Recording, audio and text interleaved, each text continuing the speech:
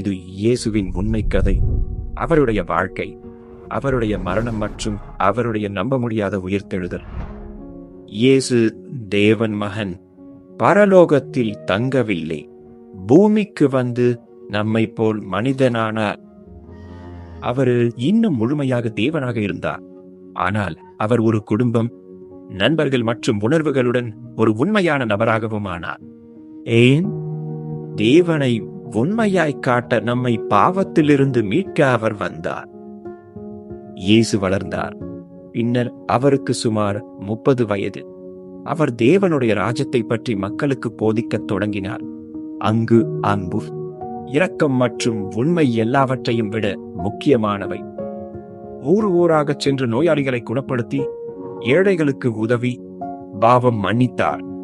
மக்கள் எங்கும் பின்தொடர்ந்தனர். அவர்கள் இவ்வளவு வல்லமையும் அன்பும் நிறைந்த ஒருவரை என்றும் முன்பு கண்டதில்லை. இயேசு அசாதாரண அற்புதங்கள் செய்தார். அவர் குருடர்களை பார்க்க வைத்தார், மக்கள் மீண்டும் நடக்க உதவினார், பேசுவதன் மூலம் ஒரு புயலை நிறுத்தினார், மரித்தோரை உயிரோடு எழுப்பினார். ஆனால் இயேசு அற்புதங்களை மட்டும் செய்யவில்லை, அவர் போதித்தார். தேவனுடைய அன்பை மக்கள் புரிந்து கொள்ள உதவுவதற்காக உவமைகள் என்ற சிறுகதைகளை அவர் சொன்னார். அவர் அயலானை நேசி, பிறரை மன்னி, தேவன் அரசு சேர குழந்தை போல் இரு, முதல் கடைசி, கடைசி முதல். இயேசு எல்லோரையும் புறக்கணித்தவர்களையும் வரவேற்றார். அவர் கருணை, பொறுமை, எப்போதும் உண்மை பேசினார். ஆனால் அது எல்லோருக்கும் பிடிக்கவில்லை. சில மத தலைவர்கள் பொறாமைப்பட்டனர். அவர் தேவன் மகன் என நம்பவில்லை, தடுக்க திட்டமிட்டனர். ஒரு இரவு இயேசு நெருங்கிய நண்பர்களுடன் உணவுக்கு பின் அங்கே தோட்டத்தில் ஜெபித்தார். அங்கே படை வீரர் வந்து அவனை கைது செய்தனர். சீடன் யூதாஸ் துரோகம் செய்தான். இயேசு கைது செய்து விசாரித்தனர். அவர் குற்றமில்லை. மக்கள் சிலுவையிடு என்று கத்தினர். ஆகாயால் போர் வீரர்கள் இயேசுவை கொண்டு சென்று அவர் தலையில் முள்கிரீடம் சூட்டி அவரை காயப்படுத்தி கனமான மரச்சிலுவையை சுமக்கச் செய்தனர். அவர்கள் அவரை சிலுவையில் அறைந்தார்கள். இயேசு மரித்தார். நாம் மன்னிக்கப்பட்டு தேவனுடன் சரி செய்யப்பட, நம்முடைய பாவங்களுக்கான தண்டனையை ஏற்க அவர் மரித்தார். இயேசுவின் நண்பர்கள் மிகச் சோகமாயினர். அவருடைய உடலை ஒரு கல்லறையில் வைத்து நுழைவில் பெரிய கல்லை உருட்டினார்கள். எல்லாம் அமைதியாக இருந்தது. எல்லா நம்பிக்கையும் இழந்தது போல் தோன்றியது.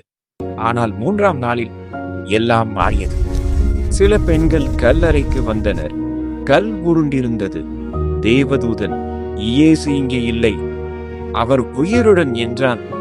இயேசு உண்மையாக மரணத்திலிருந்து எழுந்தார். அவர் நண்பர்களுக்கு தோன்றி உயிருடன் இருப்பதை காட்டினார்.